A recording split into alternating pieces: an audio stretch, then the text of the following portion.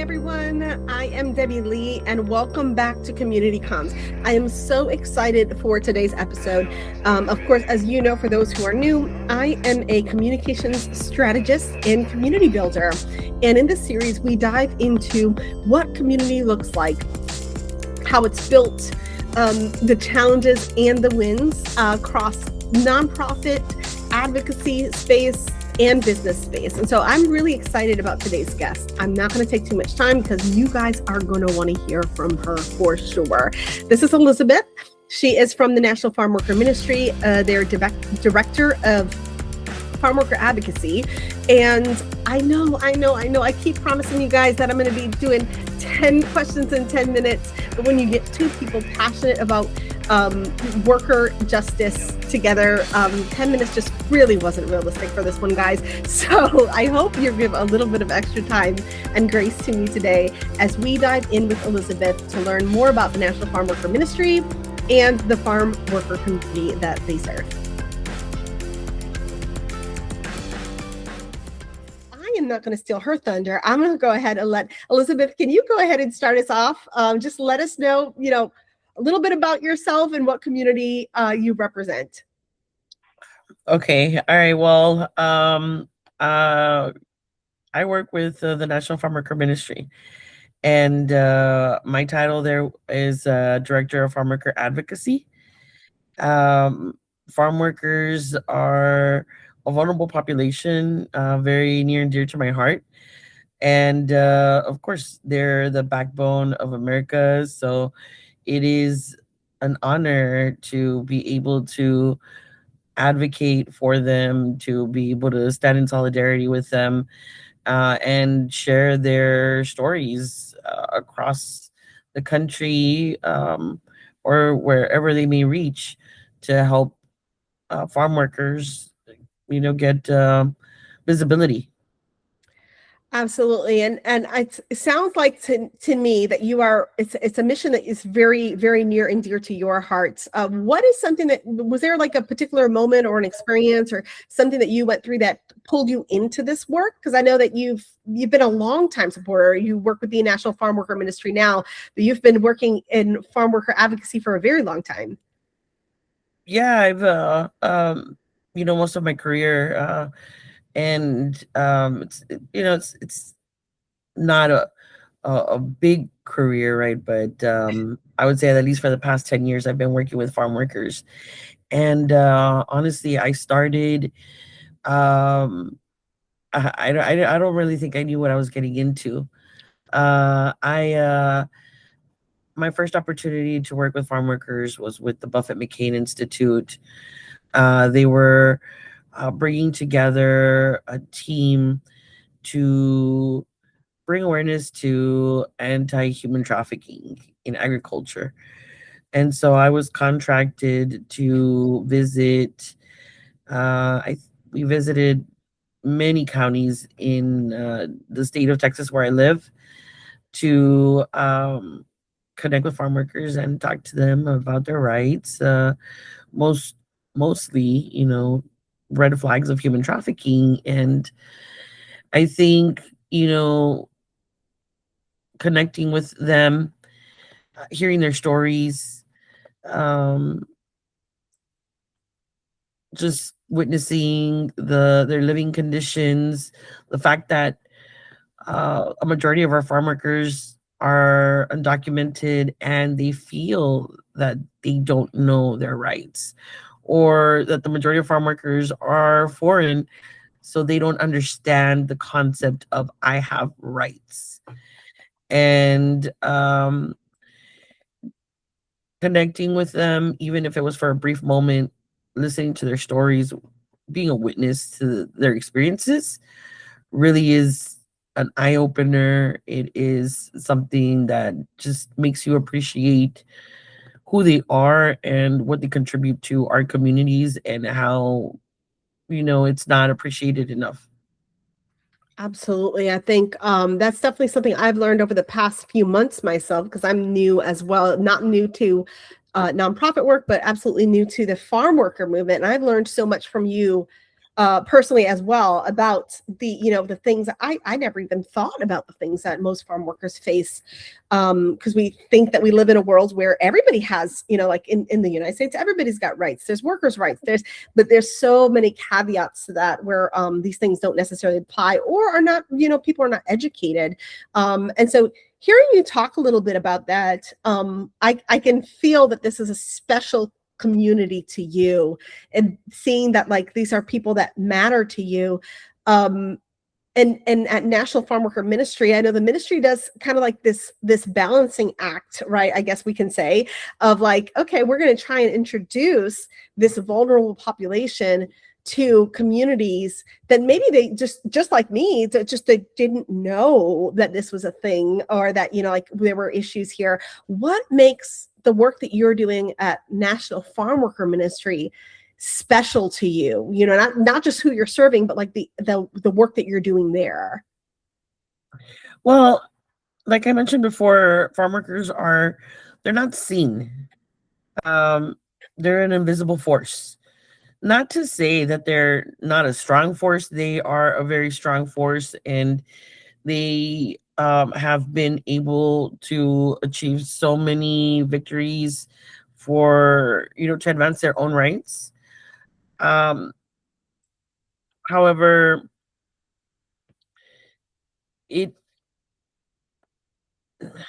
how can I say this?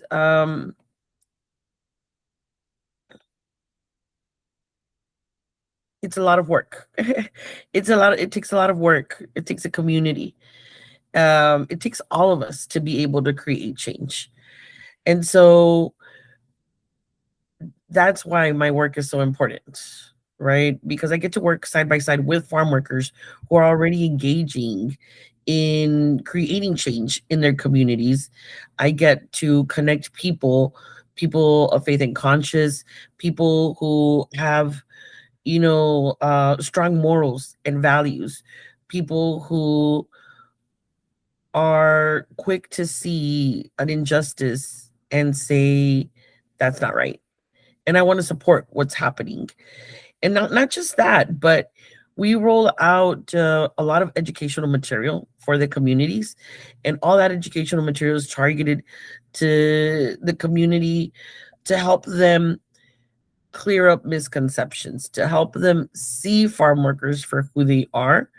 And so it's, part of our mission is to get more people to jump on and to support farm workers so that we can help them advance all of their campaigns, all of their goals, so that they can achieve a level of equality, with other workers. Absolutely. I think it's just it's really powerful how you frame that, right? Like being that connection piece, that educational resource.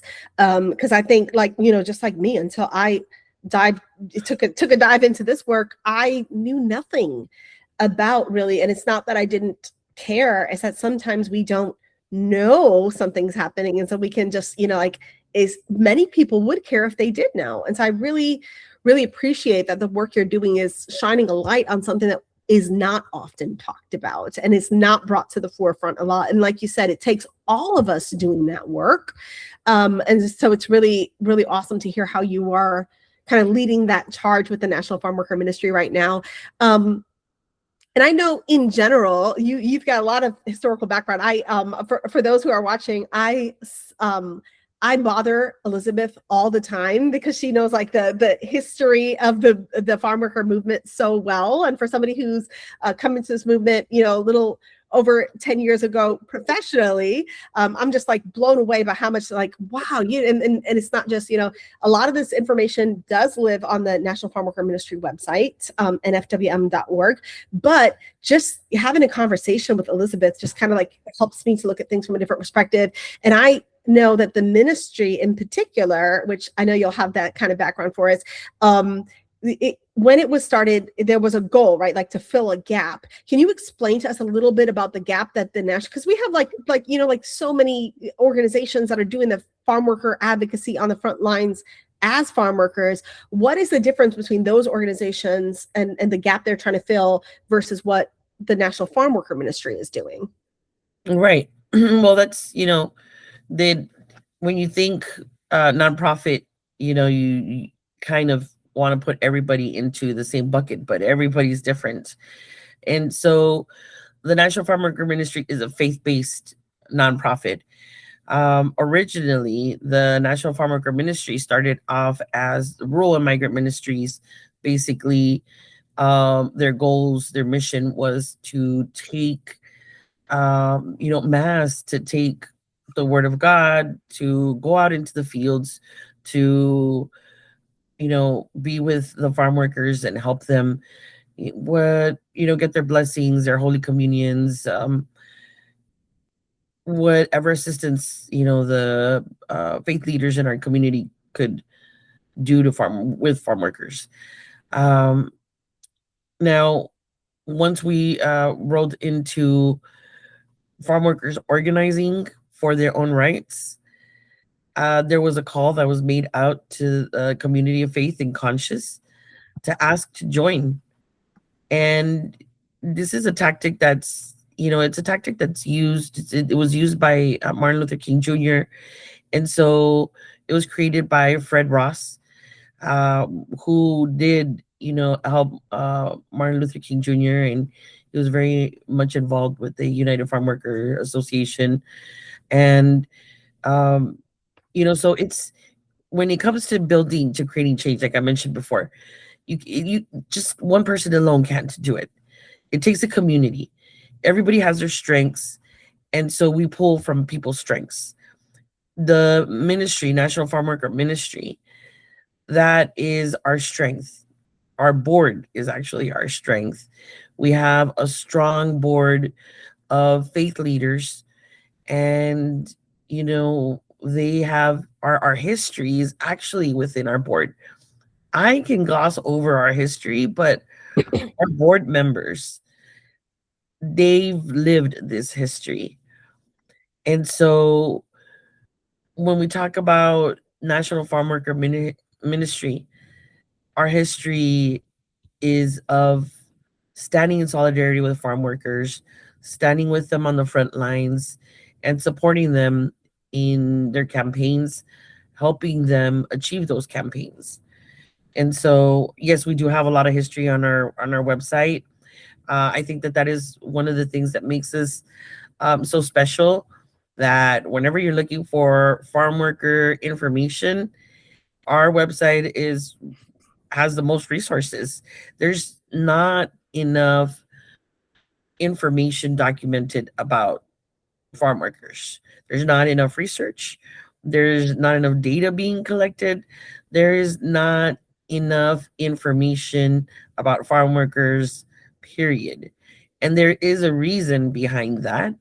And that is because once you start realizing how they work, their working conditions, how they're living, um, the fact that they're not protected by labor laws and that they're exposed to pesticides, and that they work these hazardous jobs and at low pay, and you know it's part of keeping them not visible, is not collecting their stories, not collecting their data. So that's one of the great things about the National Farm Worker Ministry and our website. Our website is rich in that history. It is one of the top websites that you can go to get accurate information and accurate testimonies from actual farm workers. Yeah, absolutely. And I think that that's such a powerful thing, is like we are serving as a resource for education at the National Farm Worker Ministry. But in addition to serving as a resource, you also have that opportunity to kind of like introduce this to different communities, because again, like you said, it is kind of like hidden history, right? Like it's the history of our nation that we don't talk about, that is not published widely. And so kind of introducing that to an audience that maybe didn't have access to that before, which I think is really powerful. And now I know that this movement, the farm worker movement, has been alive for a very long time. But within your actions here at, or, working with the National Farm Worker Ministry. And I say here, right, because I have the pleasure of working, but I have to get out of that zone here. I'm in my head, but I have the pleasure of working with the team at the National Farm Worker Ministry, and it's really, really been a pleasure. Not just because I get to work with Elizabeth, but also because I get to learn so much about these about this particular a vulnerable community that we don't talk about nearly enough.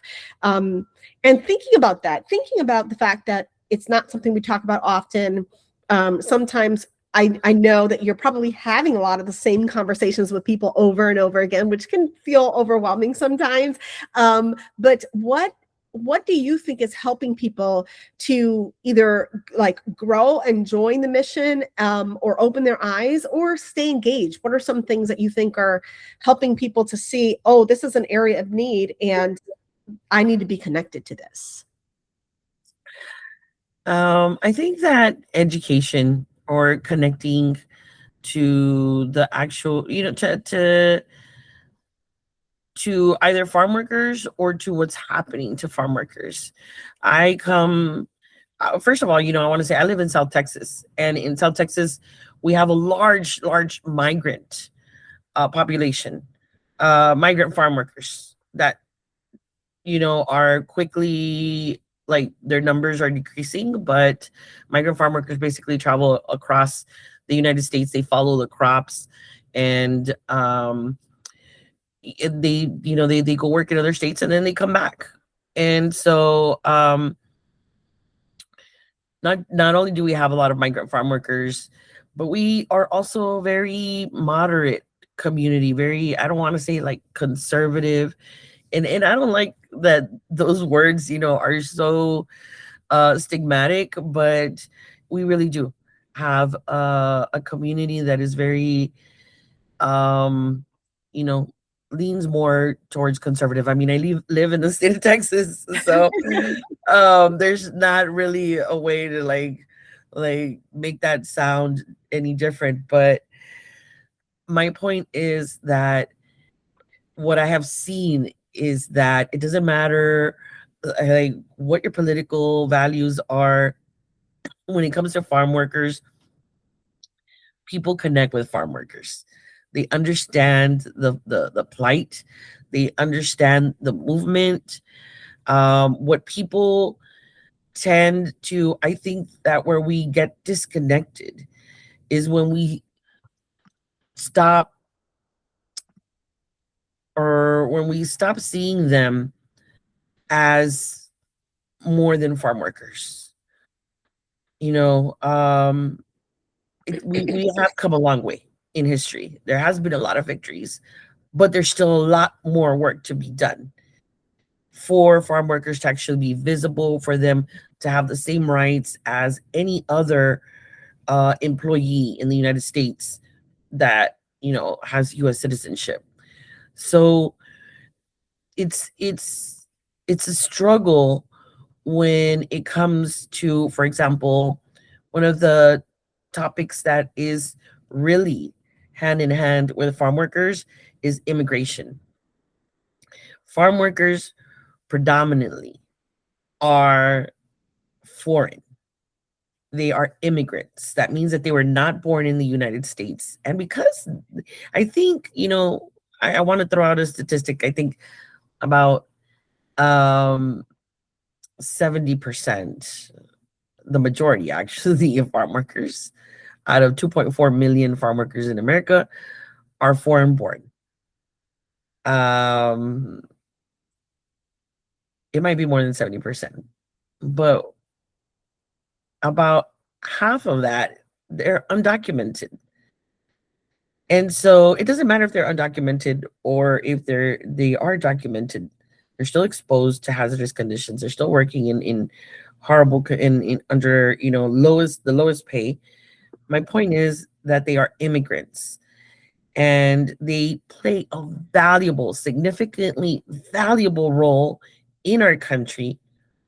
Yet, because we have come to a point in our country where being an immigrant is no longer as welcoming as before, Mm. then all of a sudden what we have is we have a community that right now is being targeted, they're being persecuted, and they are directly impacting our community, and people don't understand why. Yeah. I think yesterday on the news I saw that the government doesn't the federal government no longer has money to send states for SNAP. Like, I think that the Yeah. states are going to have to start picking up their bill. People have no idea how farm workers and undocumented farm workers, and both undocumented, non-undocumented, because they're not US citizens, not only do they feed us, they pay taxes, they contribute to our economy, Yes. and they don't get any of the benefits. They don't get food stamps, they don't get Medicaid. Like, all of that is false. What this country does is they take all that money, and it's billions of dollars. I think in 2023 it was like $91 billion Yeah. that people who are just undocumented, the majority work in the food industry, um, were contributing to America. So America takes this money and then they can reinvest it in Americans, and it goes right back into SNAP. It goes right back into Medicaid. It goes right back into Social Security. Yes.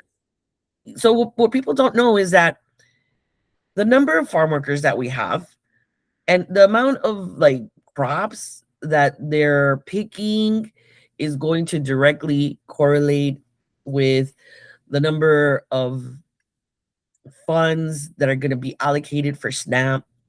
If there's Mm. less, if there's less crops being harvested because there's less farm workers, there's going to be less funds that are going to be allocated to Yeah. SNAP, and the money is decreasing, Yeah, and we see right? things like food costs increasing as well as the same time of like SNAP benefits going away, and that's all we don't have enough people to pick them, and we're not paying a livable wage. Honestly, let's be honest. There's no one outside of the farm worker community and the could live on the wages that they're being paid, and so And this, then we're persecuting them on top of that. yes, We're like, they're people of color, so they're getting pulled over, even though they might have a visa and they might be here legally. They're getting pulled over more often. yeah, They're getting, tickets, citations, and their life is just becoming harder to live in the United States. All of that is they're contributing factors, and at the end of the day, those who are impacted are going to be those community members who live in a very comfortable life, and middle class, yeah, the yeah, hardworking community absolutely. who, yeah, they're the ones Creating who are a just, larger divide between the middle class and the upper class, that's just right. because the cost of living is impacted directly by the cost of food, which Yeah. you need people to pick the food. Yes. And I think people don't really think about farm workers are like, okay, you're picking crops, but that's also like our dairy industry is all farm workers. Our, like there's so many industries impacted by this. And I think to move us along here to the next question, it's hard work. The work that you're doing out there, I know I see you, like at protests and, at events and making people aware that something happened, that there's something going on here that's bigger than just, oh, we're, like the country is sending away undocumented people. That's not what this is. Or, there's a workforce that's directly impacting everybody's life, because the people that pick our food are the people that keep us alive, right? Like, yes, we have frontline workers like firefighters and, hospital staff, but realistically, without food, none of us eat. That's right. And in the in the United States, the way that it is right now, like there's nobody that is fully sustainable on their own. It's just not an economy that's set up for that. So I think it is heavy, and especially with that added layer of immigration enforcement activities that's going on across the nation, because sometimes people there's kind of like this idea that like, oh, things have slowed down because it's not in the news all the time, but to remind people that a lot of times things have been happening for a long time. They weren't in the news in the first place until certain populations were impacted by those things. And so especially knowing that it's a difficult climate right now, maybe one of the most difficult than has existed in the, in our recent history as a country. I'll say recent because obviously there was a time before, farm worker movement existed where, things were difficult as well. But in this particular climate, what's been the hardest part of engaging people outside of the farm worker community in the work that you're doing? Like what's been the hardest part of building and sustaining that community of support outside of the farm worker community so that they have that external support, somebody else on the outside advocating for them? We live very busy lives, and it's hard to make time for whatever it is that we prioritize in our lives. And it's to me, it's a system that is set up on purpose that way, to keep us occupied, to keep us distracted, to keep us from collectively and collaboratively working together, to keep us divided. But the I think time, one of those struggles is, making time, for actions, making time to, pick up a phone and talk to elected leaders. Just, making time is difficult. And I think that that is one of the things that at National Farm Worker Ministry we take into consideration. So we try when we are promoting our actions, we try to make them as easy as possible so that people can be more engaging. But I want to say that another obstacle, and this is more along for people who not only don't have the time, but they also don't they also are in some level disconnected, and they want to stay disconnected. And I understand it. We all protect ourselves, and we have to protect our sanity. And so sometimes, I don't want to go into that with you because I don't want to know the truth. And I would rather live in my comfortable bubble in which, whatever's happening with them doesn't affect or impact me. Right. uh So in this work, it's hard to not take things personal. It's never about us, it's always about them, right? So there are reasons why people stay disconnected. The only thing that we can do is continue to provide those educational materials, continue to be that voice of, that's tapping them on their shoulder. Hey, like, you should really pay attention over here. But until that person's ready, all we can do is continue to push that mm, information. And hopefully that person has someone in their life or goes through an experience that makes them say, you know what, now I want to learn a little bit more about what's going on. And, those are the opportunities that we're always seeking.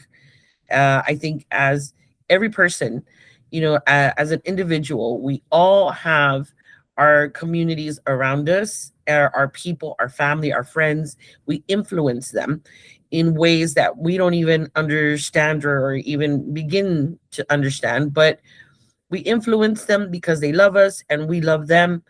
And so that is, at least that is one thing that I know that I do well in my community, is that in my circle of friends, honestly, I can take a moment. If somebody says something disparaging, I can take a moment and say, no, actually, friend, it's not that way.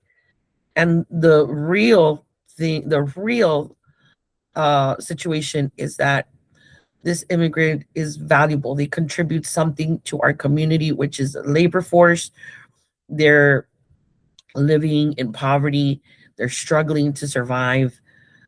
And the last thing that they need is for us to be disparaging them. What they really need is for us to be valuing who they are as human beings and what they're contributing to our community. And, we need to stop feeding or letting this misinformation feed us. And we need to start like seeking out the real truth and paying attention to, you know, positive things, how together as a community, we all contribute. We're all members that contribute something Yeah. to our communities.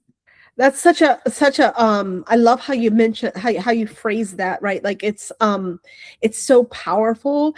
There's one thing that actually came to my mind that I'm going to ask you to share if you're open to it.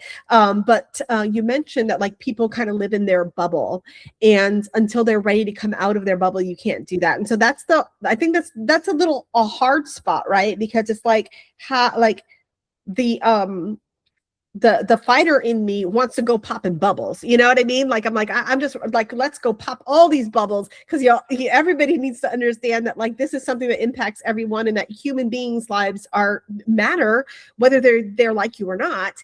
But you said there's one thing that came to mind when you mentioned that, which is a very simple and subtle thing that you shared with us about how you'd learned, and it was in a separate conversation, that you'd learned about I think it was a winery that was had ethical practices and was caring for their farm worker community, and that from now on, when you go to social gatherings, that you're like, oh, if I'm bringing something, I'm going to bring it from them. And that's like those little ways that like, I'm not here trying to pop your bubble, I'm just being a voice of reason, and then when you ask questions, I can tell you why, because people are curious and will ask questions. I love that. Are you open to maybe sharing a little bit of that with us? Because I think sometimes we get overwhelmed with like, well, I have to tell everybody all this stuff. And then you become kind of labeled as that person, like, oh, don't invite her to that event. She'll be and I think you found really unique ways to bring people into community in that way. Oh yeah, of course. Well, farm workers, like I mentioned before, have come a long way in organizing themselves, and a lot of them, they find ways to bargain for their wages, to improve their own living conditions. And so there are a lot of unions, there are a lot of actually there's not a lot of unions, but there are unions out there in the United States for farm workers, and there are programs that farm workers use to represent themselves. So there's a wine that is produced in Washington State, and it is called Chateau Saint Michel. And I learned about it when I joined the ministry, because I went to a convention for the UFW, and the union members for like the farm workers that work for the winery were there. And so they went up and they talked a little bit about, they are one of the strongest unions. They have collectively, they have bargained for 75 days off, holiday paid days Wow. off throughout the year, including holidays, sick days, and vacation days.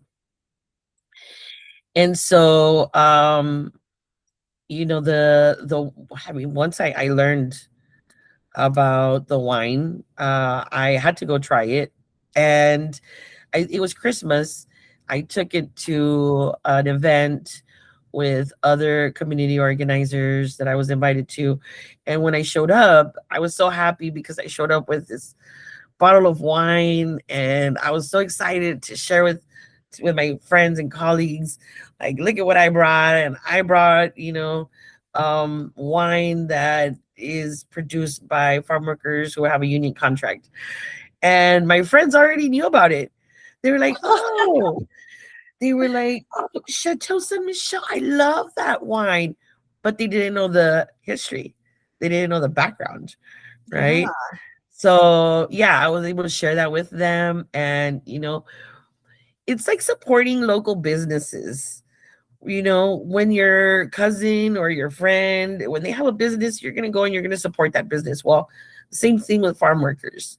So they definitely, like I said, there's programs that farm workers use. And so there's we currently have one campaign, which is the Wendy's boycott, and that is with the coalition of Immokalee workers in Florida who have the Fair Food Program.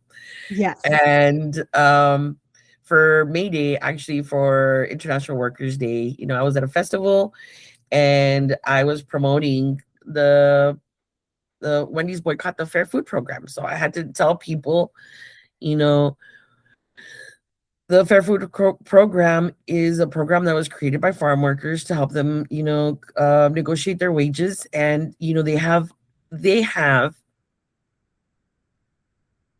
gotten so many corporations to join on.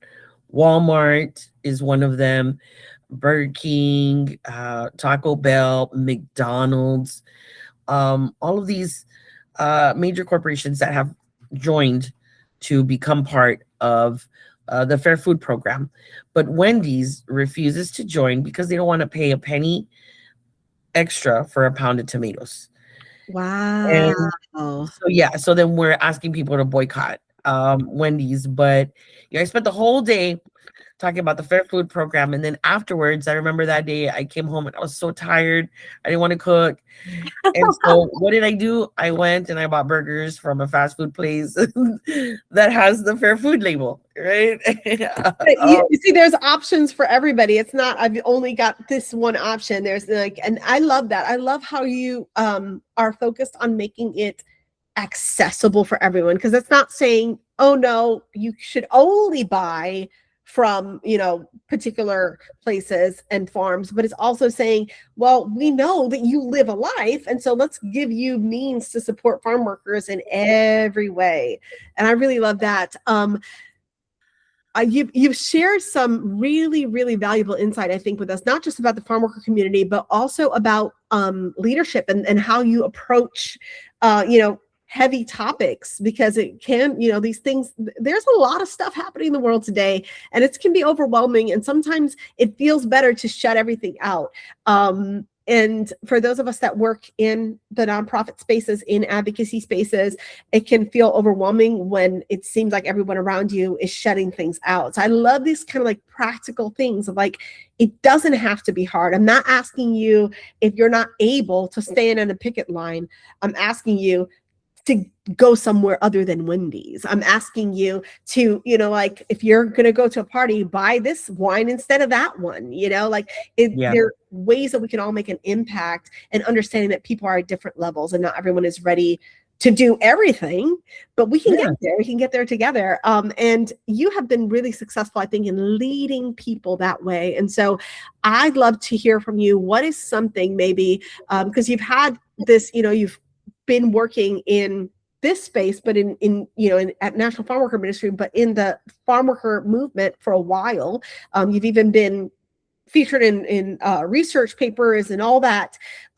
What is something maybe that you've learned about leadership or communication that maybe you've learned it more recently and you wish you knew it sooner, or you think it might have made an impact on the way you've approached this work? Well, first of all, like I mentioned earlier, you can't take things personal. I think that is something that I wish I would have learned when I was first starting to become more involved in the community. When I first started to become involved in the community, and I really I just enjoyed going out into spaces where people were having demonstrations, and I became affiliated with a group that is called the Brown Berets. And so I would go out there, and I'm still a brown beret, right? But I would put on my brown beret, and I wear it with pride, because it's supposed to it actually represents my culture and my identity. And that's why I'm wearing it. I'm wearing it to promote and to show people that I am proud of my culture, proud of the color of my skin, and proud to be both Mexican and American.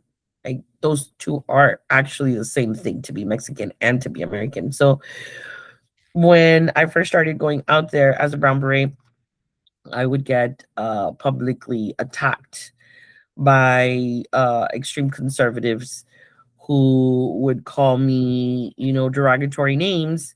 And I actually got like bullied on social media. I got death threats. I got Wow. I and it was scary, and I took a lot of it seriously, and I went to the extent of filing police reports, and I was genuinely afraid for myself. But then I learned to put security blocks on my social media. I learned to be more careful and cautious. But like I said, I also learned to not take things personally. A lot of these threats were empty threats. They were people who just were, they're angry at themselves. And so they want to take it out on you. And it's not about me. It's about them. It's your Oh, that's negativity that's is. that is a heck of a leadership lesson. I think so much like there's, not taking it personal. It's not a lot of times there's a quote that you just reminded me of that says it says something like what someone else thinks of me is none of my business. And I think that kind of like it's like, yeah, like that's it says more about them than it does really about you. Yeah, and like I said, we are people that protect ourselves in this bubble. And if and I know people who will say things like, I don't follow the news and I don't pay attention to those things because if it doesn't affect me, then why am I going to care? Or like I don't need to hear it. And so I completely get that. People are trying to maintain their own mental health, their own well-being. I used to live in the same situation in which I wanted to close myself off, and I only wanted to let those people that I wanted in, no one else. And I thought to myself that I was protecting myself in that bubble. But the reality is that we are all more connected than disconnected. Um, even though we might not talk to our neighbors still know who we are, and they're there for us even though we think that they're not there for us. We really do care more about one another than we think, right? All of this came through the years of organizing, of experience, but also just studying mental health and where we are in our country. And mental health plays a big factor in everybody's life. And so when I was doing mental health, there was a, a, a phrase that we use: hurt people hurt people. And so if you're surrounded by negativity, if you're surrounded by misinformation, and you're in this negative headspace, then of course you're going to lash out. Of Yeah. course you're going to like not want to accept this information, or you're going to react. That's when I learned the way they're reacting has nothing to do with me. It has more to do with them and Mm, their inability, or they're not wanting to accept this information. And that's perfectly fine because we're all at different levels, and we all come to our realizations at different moments in life. yes. And so all we can do is just be patient and connect with people one at a time. Those Yes. small connections, they go a long way, I love that. There's something that it's kind of been a running thread because I've done quite a few of these interviews now, and it's just always this kind of reminder that community, as much as we love to like label it as like, oh, every, like it's just it's community is not made in the big groups. It's made in those person to person connections of like, I'm going to take the time. I know that you made a rude statement in a public platform, but I'm going to assume that that's not everything about who you are. And I'm still going to take the time to know you, and you may find somebody different on the other end, and you may have an ally at the end of that. Yeah, of course, you don't always have to agree. I think that if we agreed, life would be so boring, right? And so, like, I think that that's also what I love about food is that people can come together and everybody at the table can be eating something different and nobody cares. you Yeah. know. But when it comes to like politics or it comes to other things, people want to align themselves with people who think exactly like them, and that's not the reality. The Yeah. reality is that we all have different beliefs, and it's okay to have different beliefs. What is, what disconnects us the most is that when we're coming up with solutions, we don't come up with them collectively together. Yeah. They're one-sided solutions, and Ooh. the solutions have to come from the bottom up, not from Yeah. the top down, Yeah. in order for them We to can't work. rely on our government to fix all of our problems if we're not even willing to have conversations with our neighbors. Right. Like our government has to listen to us. They're Yeah. actually paid to listen to us. And so that is it's a struggle. And it's Yeah. a communication struggle. And we're always gonna have communication struggles. But we can learn to accept that our neighbor has a different perspective. Yeah. That's fine. But where do we meet in the middle? Where can we meet in the middle? Because at the end of the day, my neighbor still has a strength and I have a strength. And when we come together, we create a balance in our community. Mm. That's what we need to see. Right. Yes. That is such a powerful insight. I'm just like, oh, I want to stay there for a while, but I'll move right along here. So, quick kind of shifting gears a little bit. This work, like we've said a few times now, it can be heavy work, and it's really important, I think, for everybody that works in these spaces to take time, to recharge. And everybody has a different way of doing that. I'd love to hear from you. What outside of your work, although I know that it's so much of your life, you find yourself working by accident sometimes. Yeah. um, Yeah. what helps you to recharge, or stay grounded, so that you can You come know, back refreshed? yeah. When you are doing work that you love, that you're passionate, it doesn't feel like you're working, right? But when you are working with vulnerable populations, there's always secondary trauma that you can pick up. There's a lot of scenarios that you are witness to that you carry with you, and they can shape you. This is a real environment in which burnout is a real thing. Oh yeah. And oh my god, I think I want to say it was 2023, 2022 or 2023. I know it was right after the pandemic. Dolores Huerta was at a symposium at the university, and we went to go listen to her speak.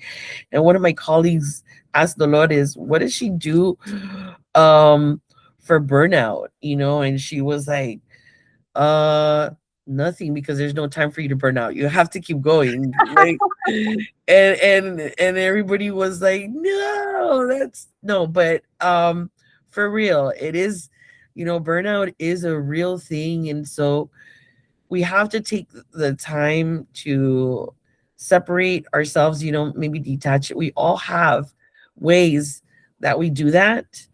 I like to binge watch TV and disconnect, and I'm like an action superhero sci-fi kind of person. So Ah. when I'm seeing these things, I'm like, oh, this is not real. It's not real life.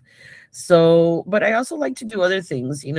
Spend time with my family. I like to go outside and just get moments of silence to enjoy, like the wind, the trees, the environment. Um, any little getaway that I can do to like turn off my brain just for a little bit. And if my kids were here, they would say, "You do that? You actually do that?" Because they get mad when we're on vacation, and I am like, "Oh my god, my farm worker friend is calling me," and they're like, "No, shut it down, shut it down." I'm like, "But it could be an emergency. Like they could like literally be in trouble, and I need to know." And so, like my kids are always getting after me, like, "No, lady, you work too much," but you do have to have a balance, right? Yeah. And like a good balance, we all have to have someone that we can talk to, friends. We have to have circles of people that we can confide in. If we need a mental health specialist, we should reach out to one. Yeah. There's I've witnessed so many things, and I've just the disparities that it's hard. It's Yeah. hard. Even when I'm sharing those stories, I can't help but like get, sad, and get all in my emotions when I'm trying to share stories of what my farm worker friends have gone through. And so um it just like everything else, it's a balance within ourselves as well, and we Yeah. have to know our own limits, and we have to know when to say, okay, right here I'm going to take a little break, but I'll be right back, you Yeah. know and I think we do what we gotta that's do. such a powerful little thing. Is like, yeah, it's giving yourself permission to take the break, but then knowing that, like, just because I think sometimes when we get to that point of burnout, it's because we're just like, you've run so much, there's nothing left, instead of those moments of like, okay, I can step away from this right now. It doesn't mean I'm stepping away forever. I think that's where we get caught up, is like, well, if I stop now, then that means I'm not doing this. And it's like, no, it's not a judgment call on who you are as a person if you need a break. Yeah, and it's also celebrating small victories, no matter how small they are. It's also, going to those community events with those celebrations with your colleagues, and with, people who you've had these quiet victories with, and making the most of it, like finding time to just celebrate life. That's I love that. I think that's such a beautiful part of, like, just, I know, like, as a Puerto Rican myself, and we're both Hispanic, like that, it's a huge part of Hispanic culture, and I think it's what keeps us going. Is just like, don't stay stuck there. There's always something you can celebrate. I know, like, I used to, as a kid, like, oh my God, is another party again? But now as an adult, I'm like, yes, like, let's do it, because it helps you. It's not that you're escaping reality. It's you're saying, in spite of the hardships, there's still things we can be grateful and celebrate. Yep, exactly. Okay, so if somebody wants to get involved or support what you're doing right now, support your work at National Farm Worker Ministry, what is the best way for them to get involved?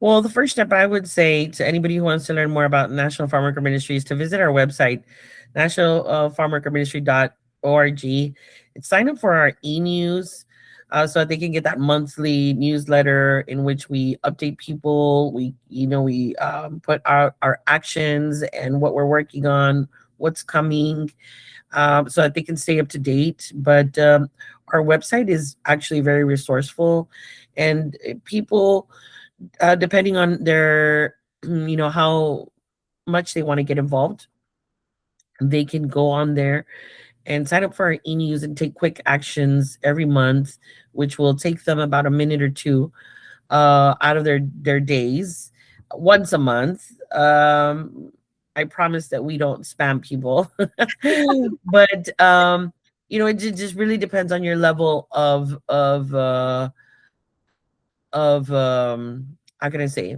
your level of availability, how much Absolutely. you want to support, right? Or how much you can support. So we have a little bit of everything for everyone there.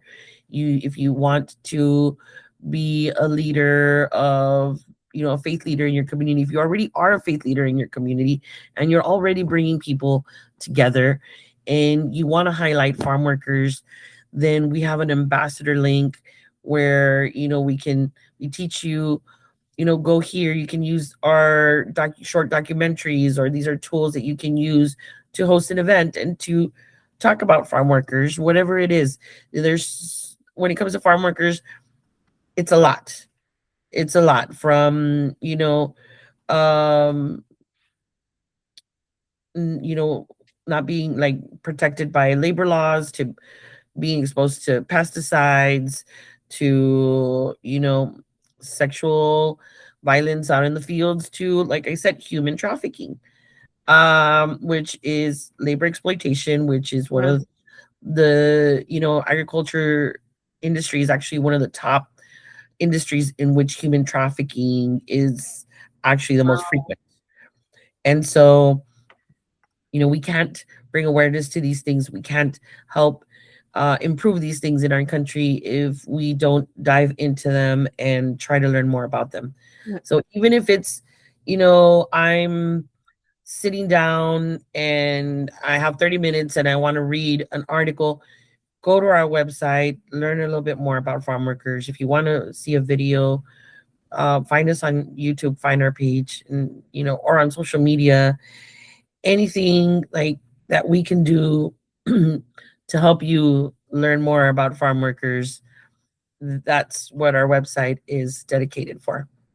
Awesome. And then last thing, because I know, again, like there's so many ways to plug in, and we've talked about so much here. So I just will stay here for half a second because I don't like to end without thinking of the positive. And there's definitely enough negative going around. So let's close on a positive note. When you think about the future of the community you're serving right now, what is something that gives you hope for where you're headed? Farm workers are resilient. And not only are they resilient, but they know how to survive. And it's our history.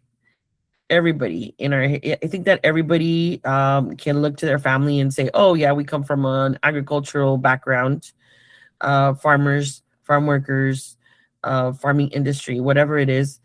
I think that we can all connect to farm workers in some way.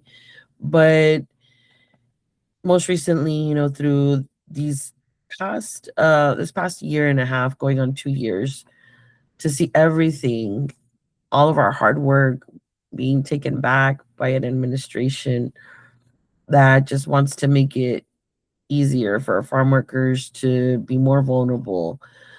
I feel that out of everything, what gives me hope is to remind myself that we've been through this before and we're going to survive. And we're going to keep finding ways to not just survive but to thrive. Our community is really strong. Where our culture is, our cultures are phenomenal. And they're what gives us strength to survive, to keep going. So we have our culture, we have our communities, and even though our country is divided, we have a large support in our country. So the future is full of hope for me. Well, thank you so much, Elizabeth. You've certainly given us a lot to think about and to learn from. And so, like every time I talk to you, thank you so much for taking time out of your day to share more about the National Farm Worker Ministry, more about the farm worker community, more about this cause that I don't think we talk about nearly as much as we should. But now all of us know a little bit more about it and more ways to support. So thank you so much for taking the time. I'm excited to be a part of the community and to continue seeing what more is done and more advancements come in the future. Because like you said, there's always hope. There's always something better coming. And so Yes. Thank you so much. Thanks to everybody who has watched along. All the links that you mentioned will be down in the caption for anybody who wants to get involved and get engaged. And we look forward to hopefully chatting with you again in the future and hearing all about the amazing strides that have been made to continue advancing the plight of the farm worker. Thank you.